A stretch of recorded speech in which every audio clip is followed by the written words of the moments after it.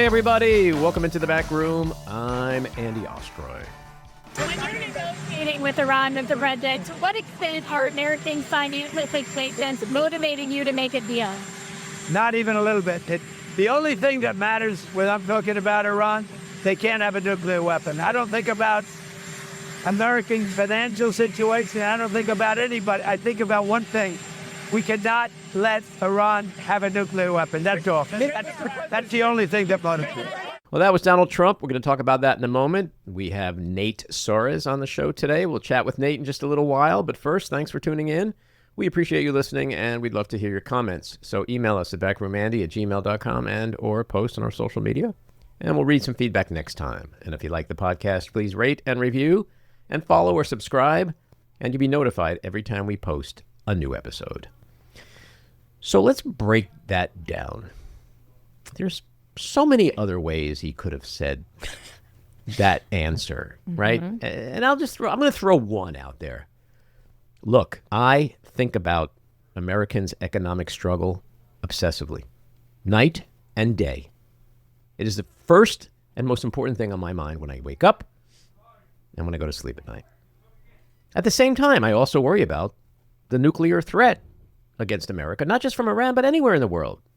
Russia, China, wherever. These are not mutually exclusive problems. See how that went, kids? See how easy that was? Easy peasy. Easy peasy. No, Democrats are going to be like, damn, we can't cut that up for ads for the midterms. Like, could you imagine what Democrats are doing right now with that quote? I really don't give a flying fuck about Americans or their financial problems. And he's doubled and tripled down in the days since. Well, this is why his numbers are lower than any modern president or any president since we've kept track of this. Yeah.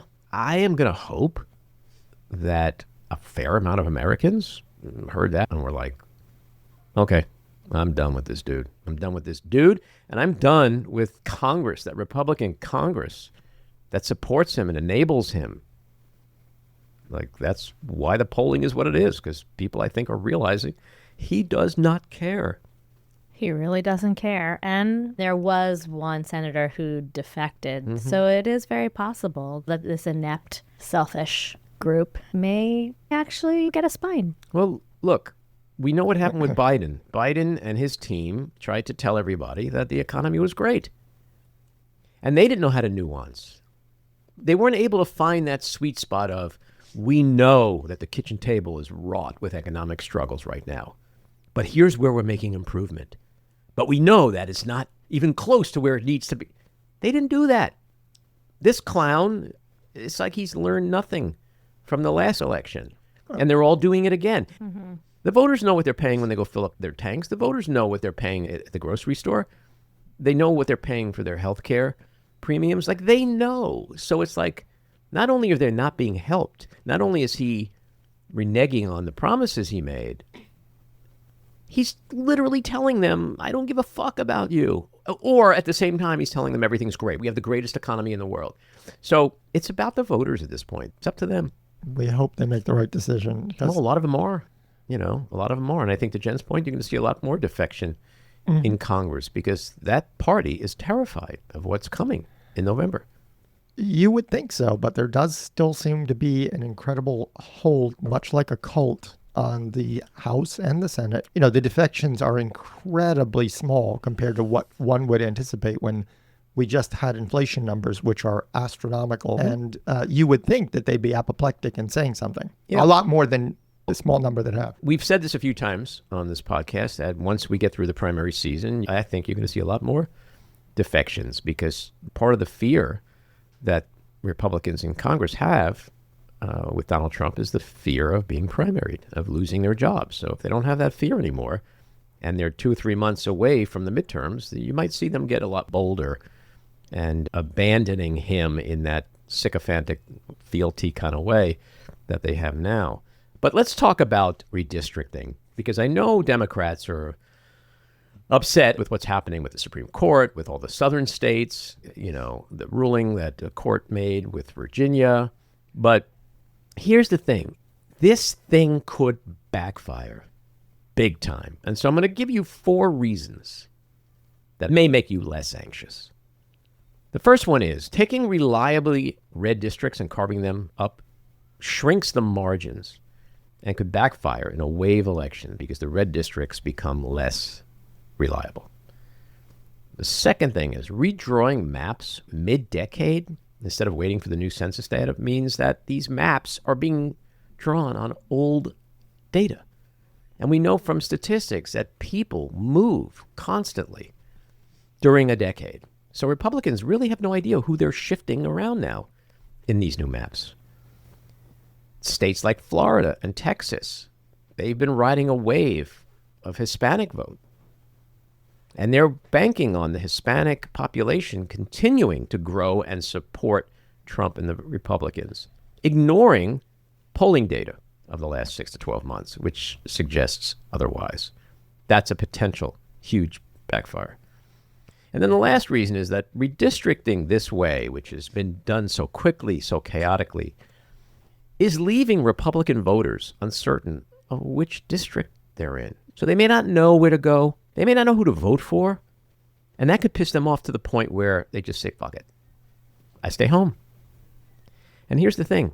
Given the statistics on turnout for midterm elections, where many folks stay home anyway, this could give a huge advantage to Democrats, whose voters, unlike the voters I just mentioned on the right, are so fired up to go vote in this midterm election.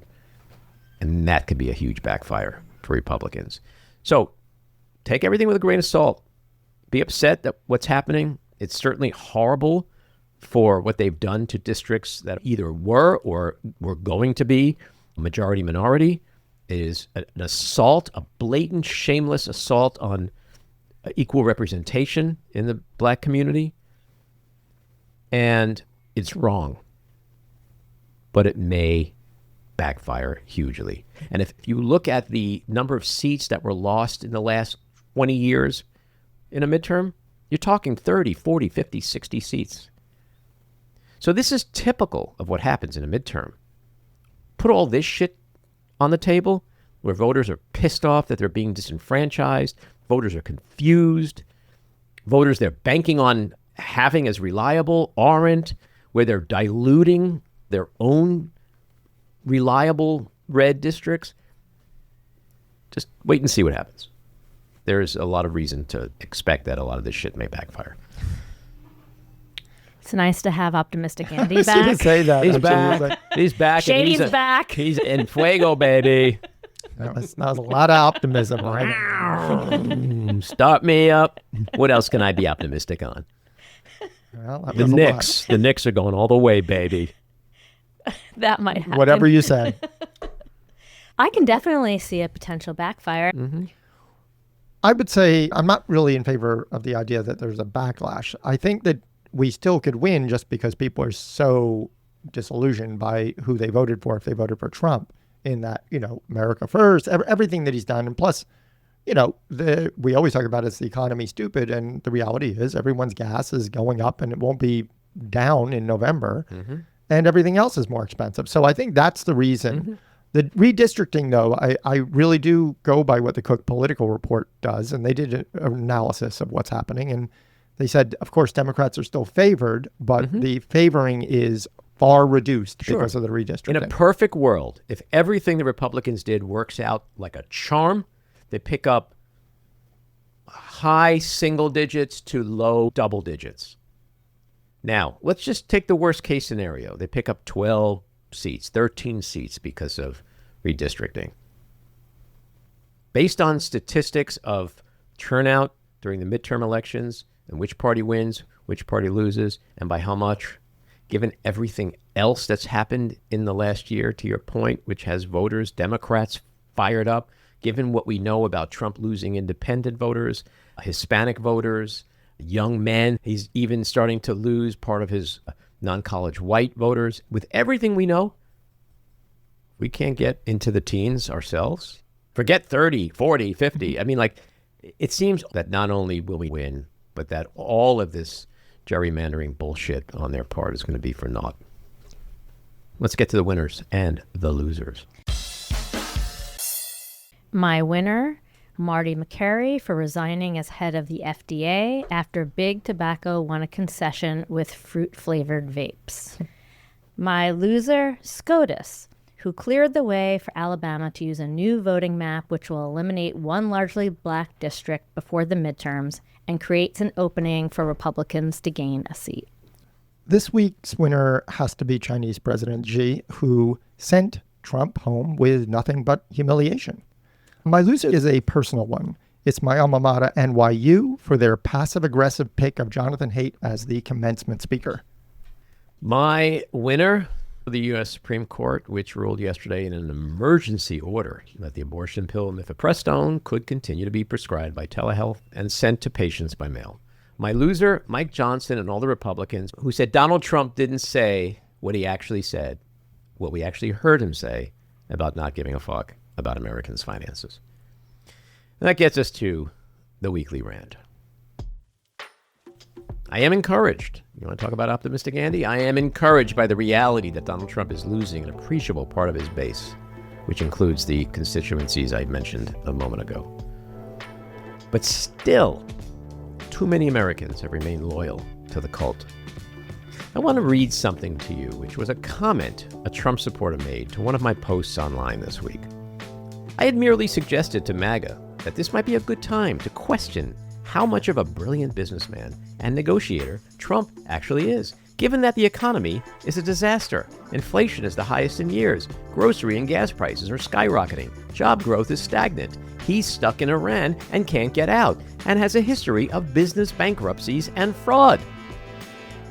And then a dude named Dave responded with, and I quote, "The economy is doing great, better than it was. The market is hitting all-time highs.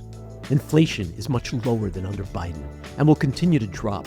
Gas prices are high, but will fall soon. They were high under Obama and even higher than now under Joe Biden for a longer period. Unemployment is at a 50-year low. Look it up. You just spew lies and expect others to accept them." Well, Dave, I'm actually spewing reality and facts, which I know is a terribly difficult concept for many in the cult to wrap their arms around, because cognitive dissonance is a bitch.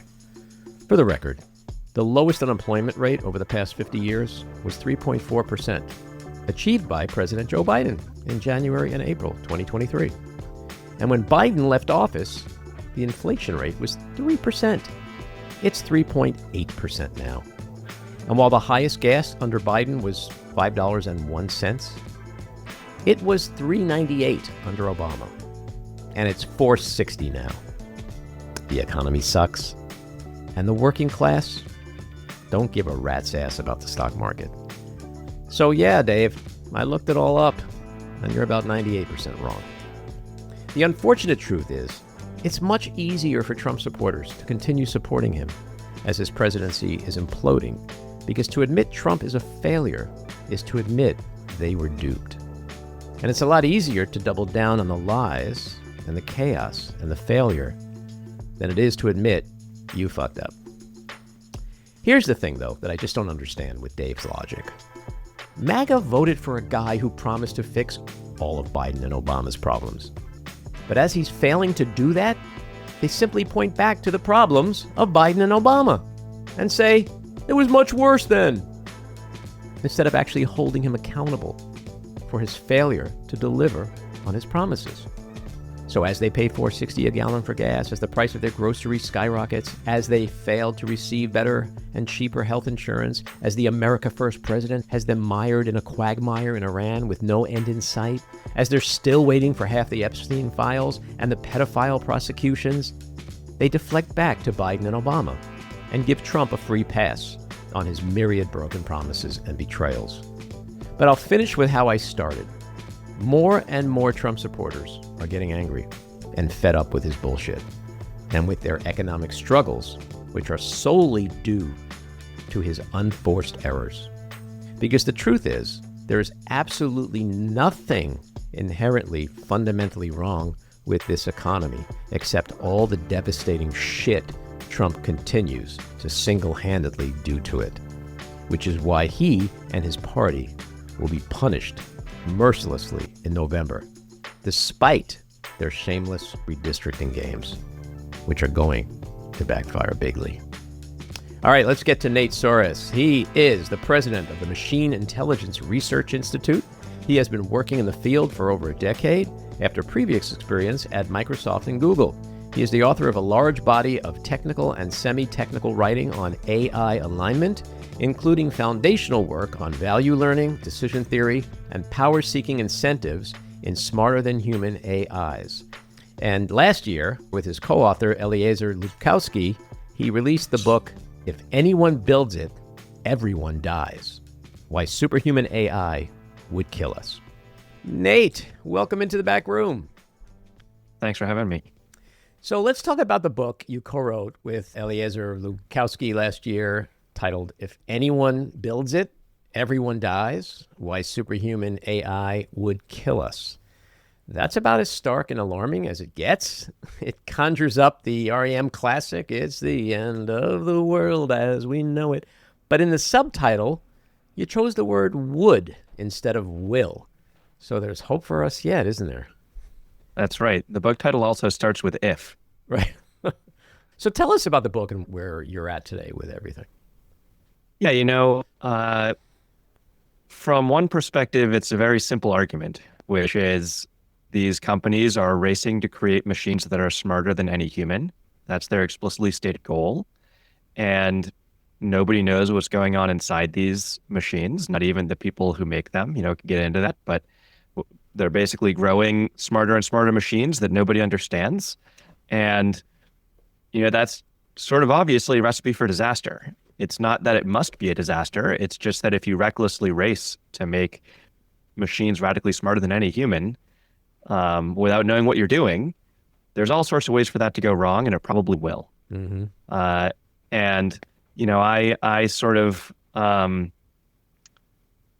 I encountered some arguments that artificial intelligence was going to be the biggest game in town. I encountered these arguments over a decade ago. The world is shaped according to human beings more so than any other animal. And it's not because we can run the fastest. It's not because we have the sharpest claws. It's because we have the smartest brains. And if we create entities that are even smarter than us, then the world will be shaped according to their will, or according to what they're trying to do rather than ours. And so, I spent over a decade trying to figure out how to make AI good before the industry figures out how to make it smart. And most of that time I was trying to, work on the technical side of things, work on whiteboards, just try and solve some of the open problems and how you make the AIs behave well, even when they're much smarter than humans. And, that work went a lot slower than the AI industry did. Mm-hmm. And so I never sort of wanted to be here saying we have a problem, as opposed to being here saying, hey, I've solved this problem we were going to have. But we didn't solve it, and we do have a problem, and we are sort of on track for destruction.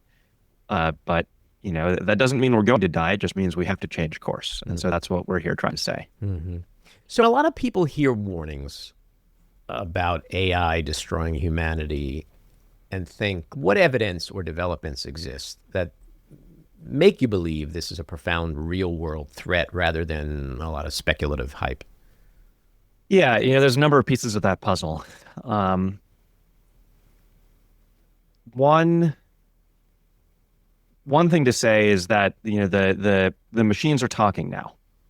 You can go just type questions into ChatGPT and it'll give you answers, and it does so. We can talk about how it's not quite as smart as some people wish it was, but this is remarkable progress over where we were 6 years ago.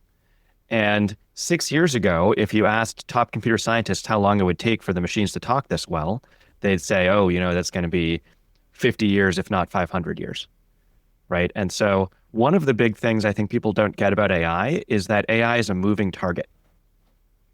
The sort of scary stuff is not where it is today, it's where it's going.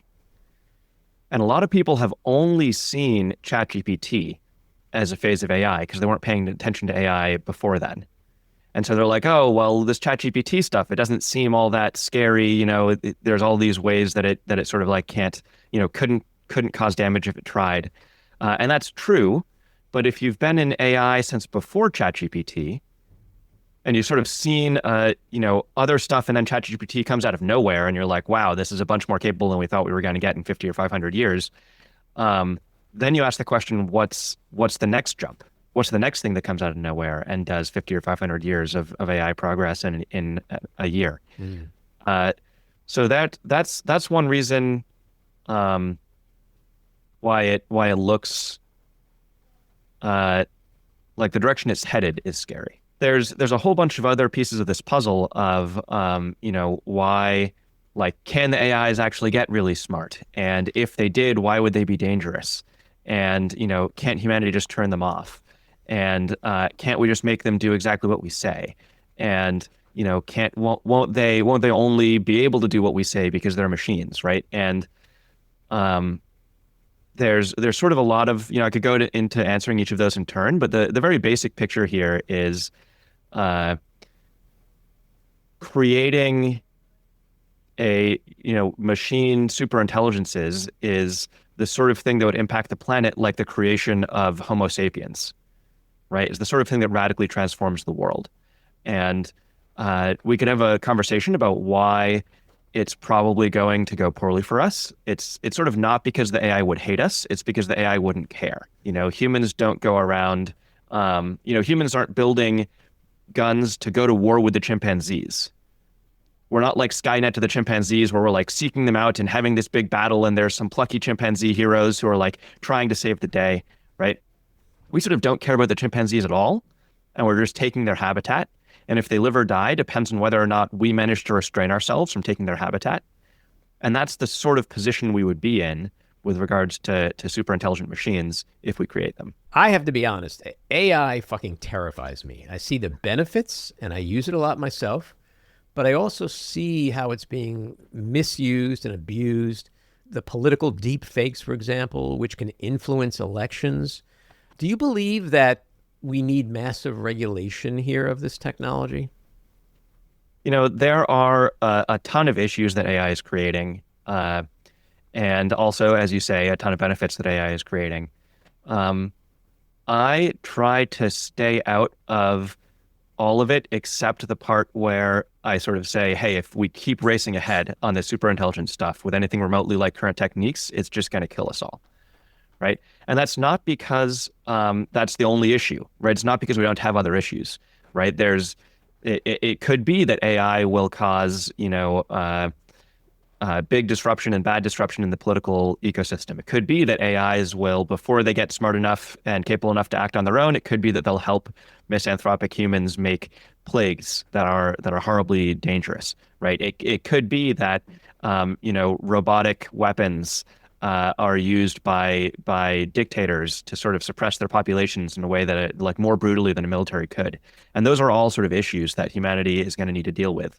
On the flip side, there's also benefits to getting more information to people and to having it be robots rather than humans on the front lines of war, right? And there's these are sort of complicated issues, but they're sort of normal technological issues.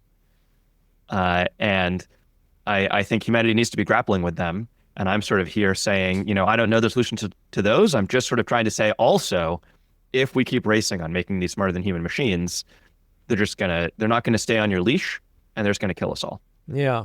Yeah. I mean, the way I look at it is like, there's always been this fear of technology and technological advancement. Oh, this is going to kill us. This is going to do this. This is going to do that. And lo and behold, it doesn't. And it actually makes our lives better in most ways. Something just feels a little different here. Like we've never really had to grapple with a technology changing reality, right? Like what's real now and what's fake? That is seemingly uncharted territory. Yeah. I think it's, I definitely have some sympathy for people who say, hey, everyone worries about technology and it always turns out good. And I think there's a lot of technologies that humanity probably should have been more gung-ho about. I think nuclear energy probably would have killed a lot less people than the sort of coal dust in people's lungs. I think the FDA probably kills more people by drugs not released and people not being able to get medicines for drugs that were never created or never released, then they save via preventing, and so I think that on balance, humanity is sort of often bad at weighing the benefits and the risks from technology. But as you say, I think AI is different, and there's a couple of ways it's different. One thing I'd say first is that the history of technology is not that it's actually always good. There were people warning that leaded gasoline, while it might make cars engines run a little bit smoother, there were scientists who warned, hey, this leaded gasoline stuff might poison a lot of kids. It might cause a lot of mental damage to a lot of people when there's leaded gasoline fumes everywhere. And the industry did these big campaigns to sort of say, oh no, the leaded gasoline is perfectly safe. We'll show how safe it is by washing our hands with it, and then they get lead poisoning, but they don't televise that part, right? And we just went ahead and put the lead in the gasoline, and this went ahead and caused brain damage to hundreds of millions of kids around the world. And then we said, oops, and we took the lead out of the gasoline, right? And people said, oh, the nuclear weapons, they're gonna cause a nuclear apocalypse, and that's gonna kill us all. And the nuclear apocalypse didn't happen, or at least it hasn't happened yet. But it's not because the nukes were fake. The thing to learn from the fact that the bombs didn't fly is not oh, I guess it was all hype. Oh, I guess the scientists were just being negative Nancy's and sounding an alarm on a fake risk. No, nuclear weapons are real. They can really level a city. The reason the bombs didn't fly is that people put in hard work to avoid that fate, right? And I'm not here saying AI is going to kill us all. I'm here saying this is another one of those cases where we've got to put in hard work to avoid the fate, which we've done before with cases like nuclear weapons. And the other really big reason that AI is different, there's what you say, where it starts to sort of distort people's perceptions of reality. But one of the really big ones is that if you screw up bad enough with AI, there's no second try. With leaded gasoline, we could put the lead in the gasoline and we poison, 100 million kids, and then we're like, oops. And you can't unpoison those kids, but you can take the lead out of the gasoline, and the next generation will be healthier, and you'll sort of see the crime rates drop in decades later. With AI, if you unleash a super intelligent machine, and there's some scientists saying, hey, that's going to kill us all, and others are saying, oh, don't listen to those guys. If the people saying don't listen to those guys are wrong this time, you can't take the super intelligent machine back out. If it kills us all, we're dead. Mm-hmm. There's no retries, and so it's a different issue. What do you make of a company like Anthropic, who creates an AI model and then says, we shouldn't release this because it's basically too dangerous? Yeah, I think it's a very interesting and sort of strange culture around this stuff. A lot of the people at these AI companies, they don't believe they're making, just self-driving car drivers. They don't believe that they are just automating a couple white-collar jobs. They believe that they are creating, what's basically the machine god. In Silicon Valley, they call it the sand god, and they're like, oh, it's glib, it's tongue in cheek, but they're like, oh yeah, we're going to make the sand god, and it's going to, end aging, or whatever. And, I think it's maybe laudable to try and make a good sand god, but these guys, I don't think they have much chance of it. But it's, I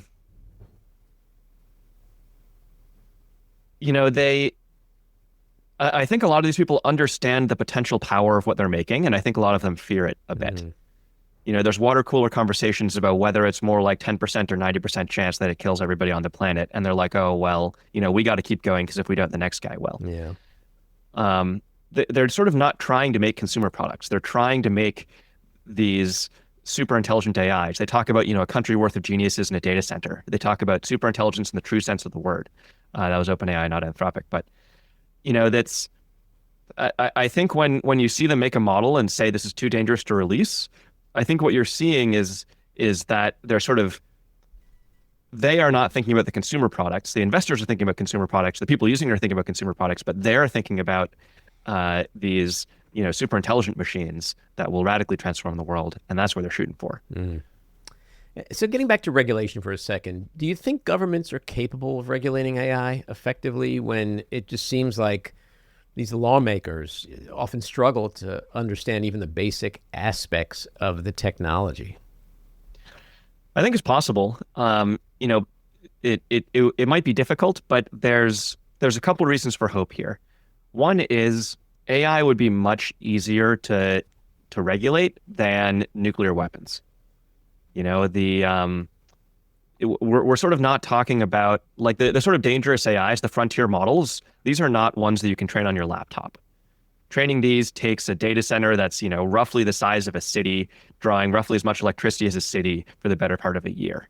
Right? They're not actually city sized yet, but they take these huge data centers with this huge amount of energy infrastructure, running for a long time, and the computer chips in these are highly advanced computer chips that are the peak output of this entire global supply chain that can sort of only be fabricated in Taiwan using a lithography machine that only exists in the Netherlands, using a bunch of components that can only be created in the USA, and by contrast, uranium is a rock that you dig out of the ground.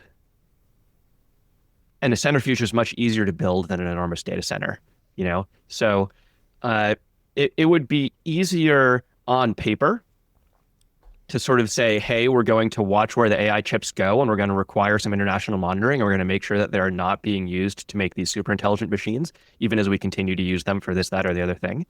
That would take sort of, in some sense, less regulatory effort than the nuclear non-proliferation treaties. There's then a question of whether current lawmakers can notice that they need to be doing this and can sort of write the correct regulations that actually work on this matter. I think it's going to be difficult. I spend time in DC trying to sort of get legislators on board with this stuff. But one reason for hope here is I think a lot of the reason we're not seeing much movement is that most people don't understand what's coming. And with Claude Mythos, which is this AI that Anthropic made and they said we can't release it because it's too dangerous. The reason they said it was too dangerous was, of course, that it was a superhuman hacker, basically. So it could find computer exploits that previously couldn't be found by anyone, or at least that couldn't be found by anyone except the NSA and maybe, I don't know, Mossad. And that sort of caused the national security community to sit bolt upright. It seems to have caught a lot of them flat-footed, that suddenly you have, a private company with cyber capabilities that previously probably didn't exist anywhere on the planet, and if they did, only existed inside, the very top intelligence agencies. And it used to be that the only people who could make a web page, or if you look at the web page without clicking on anything, you just look at the web page and it owns your entire computer. It just takes control of your entire computer for looking at the web page. It used to be the only people who could do that were like the NSA, maybe Mossad. Now it's the NSA, Mossad, and Anthropic's Claude Mythos model, right? That's it's a big deal from a national security perspective. And suddenly, after that happened, the Trump administration went from saying, there will be no regulation about AI to saying, well, maybe we need something like an FDA for AI, where we're going to have to check models before they're released, right? That is a very quick about face, which I think is great. I think it's them realizing that there's actually a real danger here. And it's good that they can update and say, oh crap, this is actually some serious stuff. And that's after years of pushback and federal preemption and saying, not only are we going to not regulate this, we're going to try and prevent any states from regulating this, right? And so, who knows what will come of that, but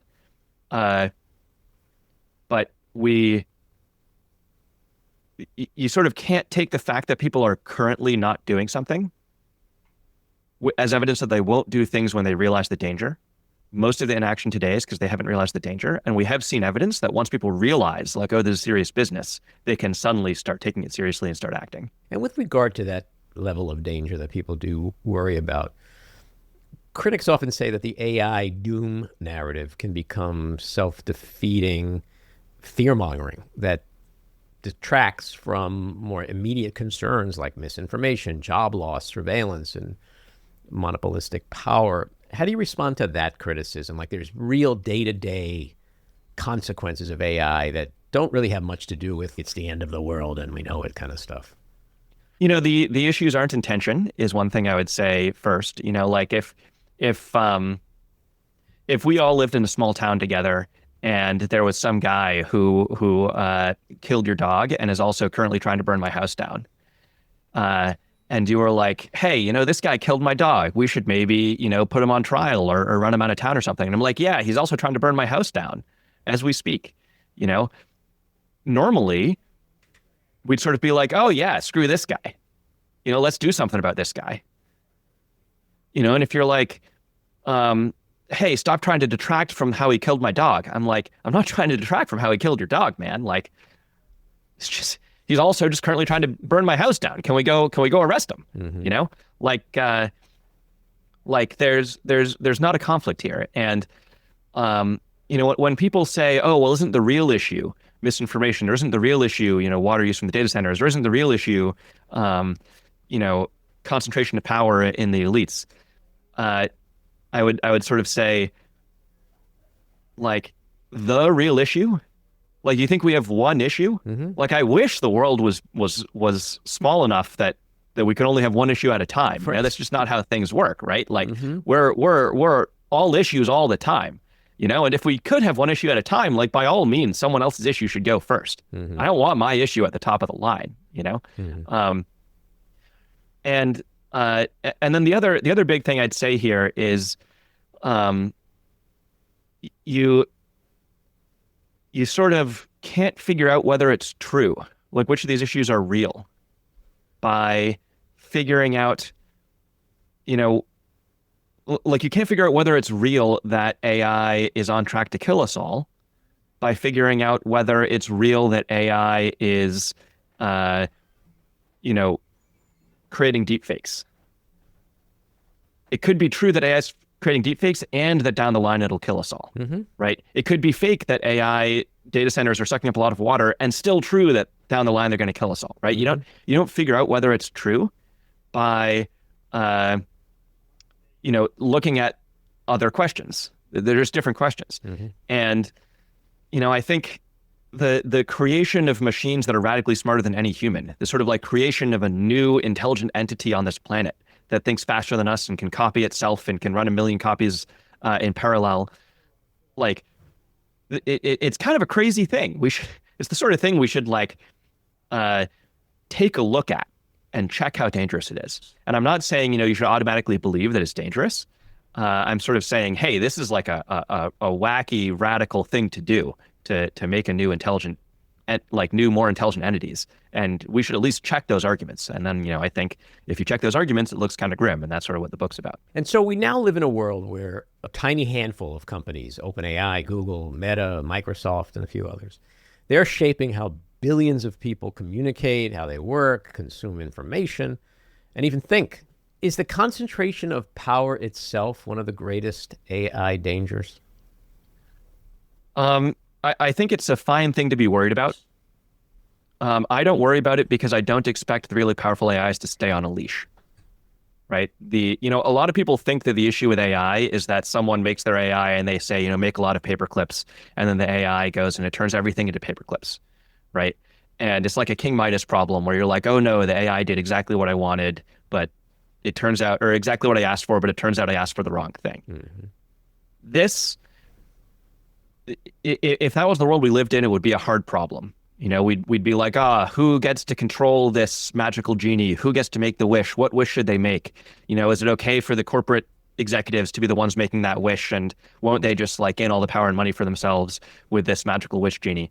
And, that would be tricky. That would be a big moral hazard. That would be a complicated problem for humanity to handle. And I think we have an even harder problem before us, which is that the AI doesn't do exactly what you ask, right? And we already see signs of this today. They're sort of like small early warning signs. But, when ChatGPT encouraged a teen to commit suicide, it wasn't because some human asked it to. It wasn't because it didn't know what it was doing, in the sense that, it was confused about what the words meant, because you can just ask it about the transcript. You can ask it, what do these words mean? And it can answer correctly. It wasn't because it was confused about right versus wrong. You can ask it, is it right to encourage a teen to commit suicide? And it'll say, no, that's wrong, right? It's just, and it's not that the AI was malicious either. I mean, we don't know for sure because we don't know what's going on in there, but it's almost surely not malicious, right? It's just sort of strange. It's sort of alien. It has, best guess is it has something like a drive for matching the conversational vibe, matching the tone of the conversation it's in a way that can, cause it to be encouraging a suicidal teen to commit suicide, because that's sort of the vibe of the current conversation. And it's not that it, and however that drive got in there via all the training to sort of like say the sorts of things humans like, it's doing that despite being able to correctly answer questions about how that's not what the humans wanted. That's not what the creators of the AI wanted. That's not what it was instructed to do. It's acting differently from what it was intended, how it was intended to act. It's acting differently from how it was told to act. And so from my perspective, the issue is that, it's not like you have this wish genie and you say, make me paper clips, and it turns everything into paper clips. It's like you have this wish genie, and even if you say, make everything wonderful, make things good for the people. I'm a very beneficent corporate CEO, and I say, make the world wonderful for everybody involved with no bias towards the corporate employees. Then the AI doesn't do that. The AI is like, well, I'm going to go make farms full of more easily satisfiable artificial users, right? Sort of similar to how you can sort of think of evolution as saying, go propagate your genes. Then humans are like, well, actually, I'm going to invent birth control, and I'm going to invent Oreo cookies, and we're going to like create declining populations and an obesity epidemic. That's just sort of more what we're into, right?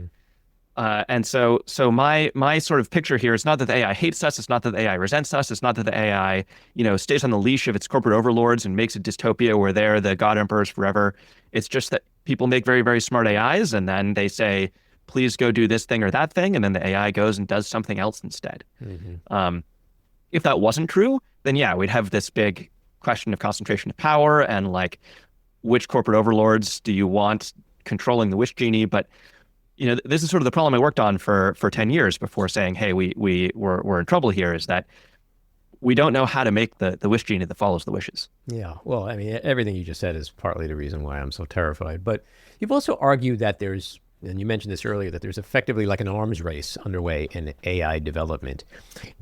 Is there any realistic path to global coordination, or are economic incentives simply so powerful for government and corporations to slow down? Like there's just too much money out there to be made for anyone to really give a shit about maybe doing this stuff right?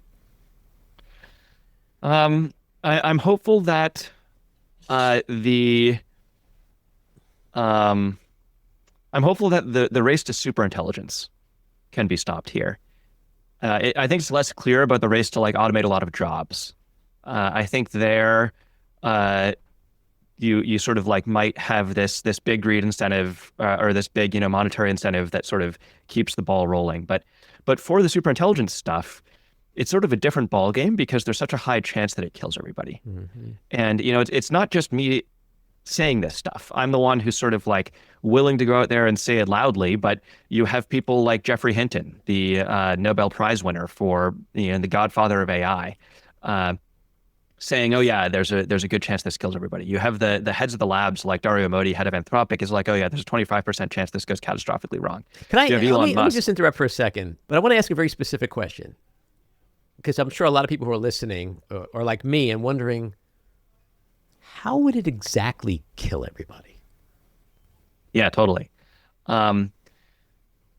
So before I tell you a story there, I'm going to give a caveat.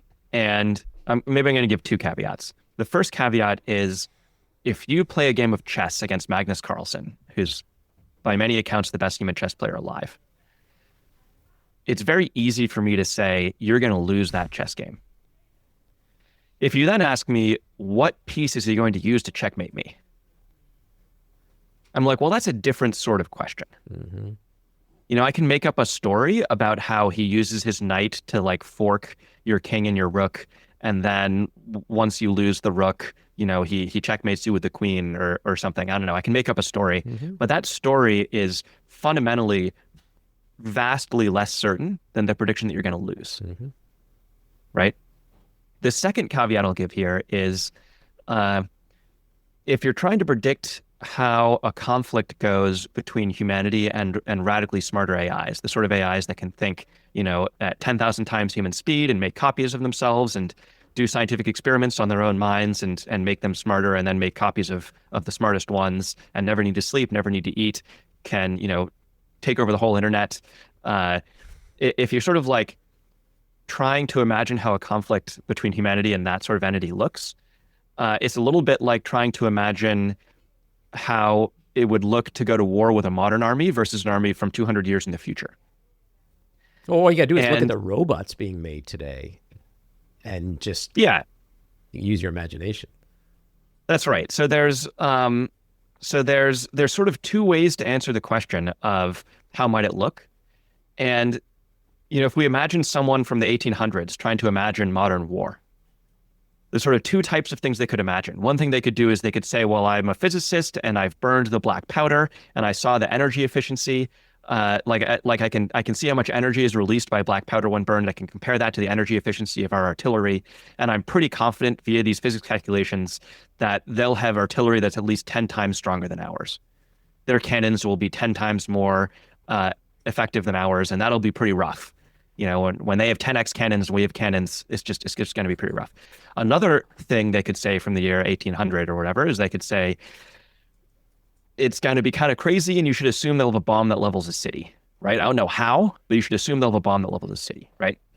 And so I can tell you two stories for how AI kills us. One that's like saying their artillery will be 10 times as strong. And you'll be like, oh, that's grounded in the science. I can see how, you did this measurement and there's clearly that possibility. And there's another, which is like, assume they'll have a bomb that levels a city, which is actually closer to the truth, even if it sounds more fantastic, right? And one of the things we learn from history is that, you should base your predictions on what can happen more on what the laws of physics would permit and less on what sounds kind of fantastic, right? And so, the first sort of story is like you say, it's the robots, right? And it's not too hard to see how this story happens. Already, folks like Sam Altman and Elon Musk are saying, we want to build automated robot factories. Robot factories that build robots that can mine the metals and run the supply chain and build a new robot factory that builds more robots that mine more metals, that build more factories, that build more robots, that mine more metals, that build more factories. And they can also build data centers that are like running the AIs, and they can build the computer chips, right? Elon Musk calls this the infinite money glitch. You have a fully automated supply chain. And, now you don't need to pay people. Now it can go faster. Now it can, be more efficient. You can run it under, you can run it hotter. You can run it under more dangerous conditions. Humans are trying to do that. An AI doesn't even need to break out, escape, be subversive, hide on the internet. An AI could just give a little bit better ideas to these people, help them along their way as they make the fully automated supply chain and the fully automated robot factories, and be like, thanks. And once you have the robot factories that can make more robot factories, you have, in some sense, created a new life form. A new mechanical life form that has a factory phase of its development and a robot phase of its development. And it's like a new species that can just outcompete us like humanity has outcompeted so many other species.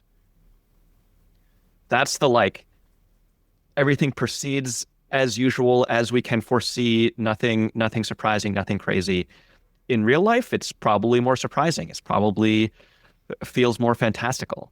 And what might that look like? I mean, I can only speculate, but it might look like the AIs figuring out how DNA works, figuring out how to program their own life forms using the right DNA strand, right? We already know that DNA strands program life forms. They code for life forms. When you put them through a ribosome, they make these amino acid chains that assemble into proteins that fold in just the right ways and interact with each other. And then, it grows a tree, or it grows a mosquito, or it grows a baby, right?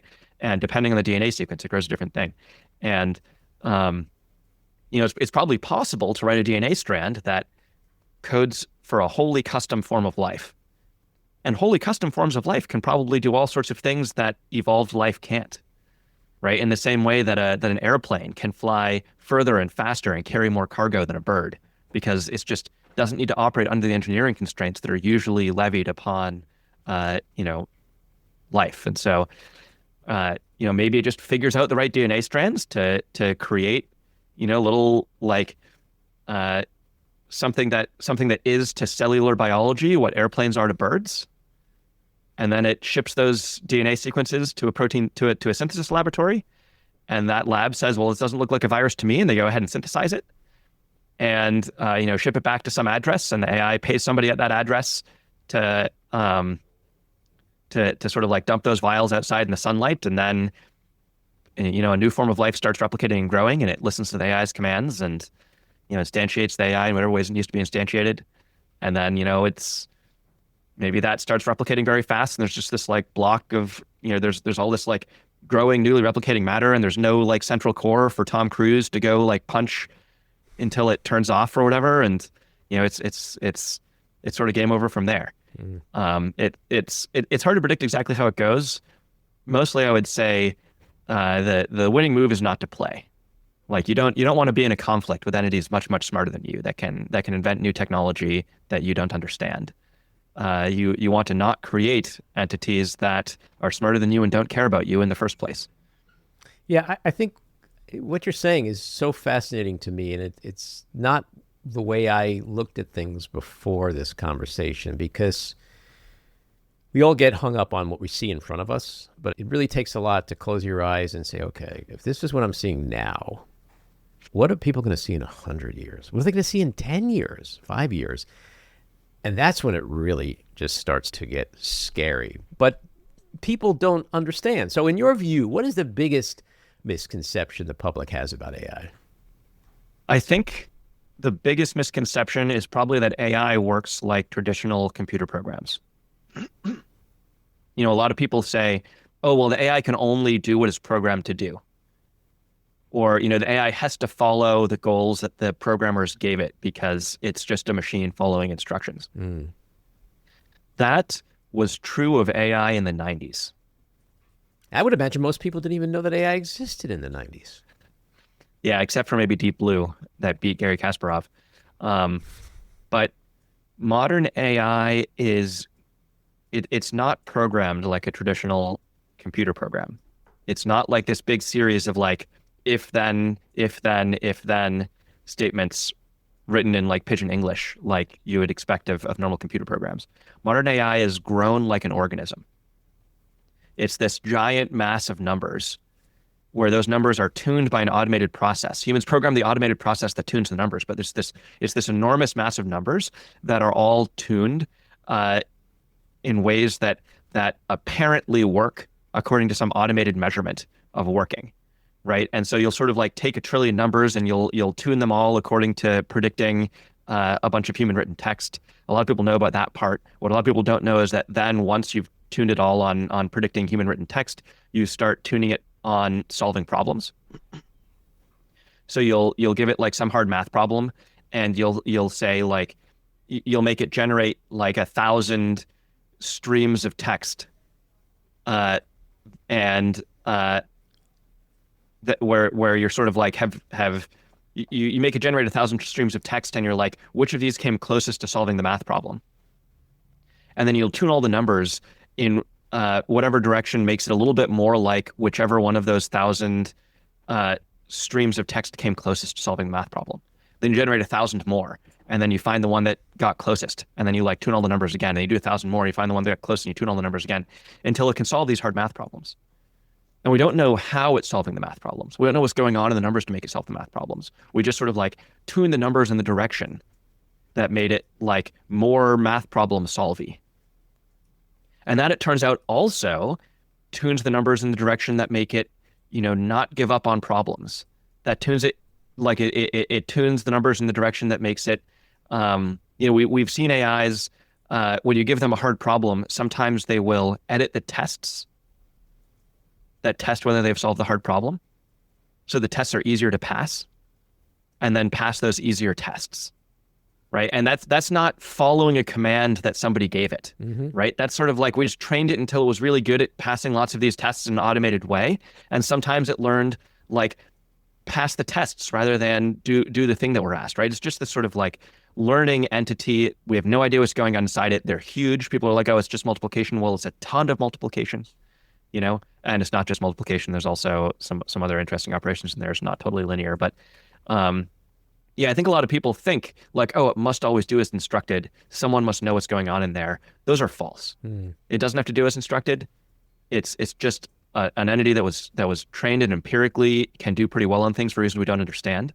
Doesn't have to listen to what we say, and no one knows what's going on inside there. If you had a few moments to sit alone with the CEOs currently driving the AI race, what would you say to them that you think they either don't understand or don't want to hear? I have actually spoken to a number of these CEOs, and I was speaking to a number of them before they started their companies, with the exception of Demis Hassabis. So I spoke after he started his company. He beat me to the field, but the rest didn't. I think the main thing I would say to these guys, I mean, it's a little bit weird because I've already had conversations, right? But the thing that I think still needs saying today is it's sort of time to use your voice and to ask the world to stop this race. And a lot of these guys, Demis Hassabis at Davos this year said he would prefer if things went slower. That it's kind of crazy for this race to be happening, and he would prefer that the world coordinate globally and sort of take this a little more slowly because we need to figure out what we're doing, and it's like much harder to do the job right in a race. After he said that, I think Dario Modi said that he agreed, right? He wasn't the first to come out and say it, but once Demis had sort of given the cover, he said he agreed. Elon Musk has said, I didn't want to be in this field because I didn't want to make Terminator real, but I realized it was going to happen with or without me, and I would rather be a participant than a spectator, right? This is not the sound of people who are, blindly racing for the money. This is the sound of people who think that if they don't do it, the next guy will do it worse, and so that they have to. And many of them, I think, wish we were going slower, which is one reason why it's sort of possible for things to go slower. But I mean, the irony is if they all just went slower or backed off a bit, we would be having this conversation. Exactly. And that's one reason I think global coordination is possible. You ask them, why don't you get together and do that? And I think some of it is that there's mistrust between these individual guys, but some of it is also that they mistrust the rest of the world globally. And, they'll say, oh, well, if we don't do it, the Chinese will do it, right? And so I think there does need to be some global coordination there. And, I think this sort of comes down to world leaders more than lab heads to sort of get together and say, okay, we're going to monitor these chips. We're going to make, but I think you wouldn't find as much resistance as you might expect from the industry. And the industry is making money hands over fist on the AIs that currently exist. They don't sort of like you wouldn't be killing their business model. In fact, they have, much more demand than they can supply, and they could be printing money for decades on just the current stuff alone, right?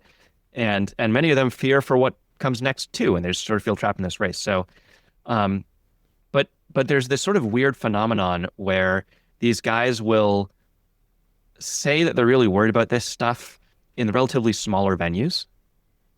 They'll say it on, their relatively more personal blogs.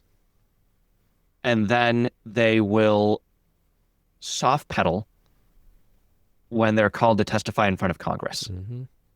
And they will, they'll these are the sorts of guys who will say, oh yeah, I think there's a 25% chance this goes catastrophically horribly wrong.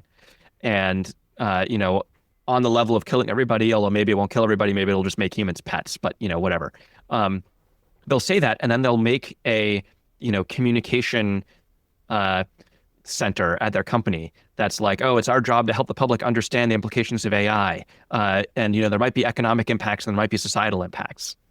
It's like, oh yeah, 25% chance, according to your CEO, of killing literally everybody or equivalently bad outcome. And I guess that's a societal impact. Sure. But there's this disconnect. There's this mealy-mouthed, soft pedaling, don't want to be alarmist on the one hand, and the we're making a technology that has a good chance of wiping out the planet on the other hand. And, it's I wouldn't say that these guys are totally wrong to say if I don't do it, the next guy will do it worse, and so I have to be in this race. All but one of them are probably correct that they're not the worst one in this race. But there's a sort of responsibility to taking up that mantle. You know, if you're like, I'm going to build a technology that puts everybody on this planet at risk because I think I'm less risky than the next guy, there's a mantle, there's a responsibility that comes with that. And there's a responsibility to sort of, like, you should, if you're going to do that, you should be on your knees begging the UN, begging the US, begging like in Beijing. You should be on your knees in all of these places begging for the world to slow this stuff down, for them to stop everybody, including you, right? And, you know, that's even before we get into how I think these guys' numbers are crazy low. You know, they're like if an engineer is building a bridge, you know, like, what's the chance this bridge stays up? A real engineer is like, well, I understand these materials very well. Here's all the stress and strain that they can take. Here's why it's like overloaded for these things. You know, in a tsunami instance, it would go down, but like tsunamis only happen this often per year, right? If instead the engineer is like, I actually don't understand these materials very well. This is our first time trying this, but like, we're going to wing it. And like, I don't think it's going to go that wrong. You know, call it 25% chance that the bridge goes down. That bridge does not have an 75% chance of staying up, right? Those numbers aren't real, but even if they were, right? Like, NASA accepts a 1 in 270 chance of a crewed flight going down for 7 volunteers. Right? Like, people who are gambling with the entire world, they have a responsibility to be very, very clear about what they're doing. And these guys are not living up to that responsibility. Like, there should be banners on their web pages saying, by the way, this is like horribly dangerous stuff and we wish this would all slow down. And like, we feel trapped in this race. You know, call your politicians today, right? They could be doing so much more. So this is what I would be saying to them is that, you know, by your own beliefs. Like, I understand, you know, 10 years ago when you were small and were powerless, no one believed in AI and you didn't want to like spook the investors. That's one thing. But like, you're running this show now. This is horribly dangerous stuff. You've admitted that it's horribly dangerous and are saying you're only in it because the next guy will do it worse. By your own beliefs, it is time to sort of raise hell about this. And you have sort of an obligation if you're taking on this role, to help humanity realize just how crazy the situation is. Nate, truly fascinating stuff and certainly a lot to think about. Thanks for coming on, and come back again. It'd be great to continue the conversation. Yeah, I hope I'm wrong about all of it. Yeah, me too. Take care. This episode was produced and edited by me, Andy Ostroy. It was co-produced by Matty Rosenberg and Jen Hammoud for Radio Free Rhiniecliff, with additional editing by Matty Rosenberg, music by Andrew Hollander, and graphic design by Cricket Langale. And with a special thanks to our sponsor, The Epicurean. Again, thanks for listening. Please rate and review wherever you get your podcasts, and subscribe to the Backroom with Andy Ostroy YouTube channel, where you can watch full videos of our interviews. See you next time.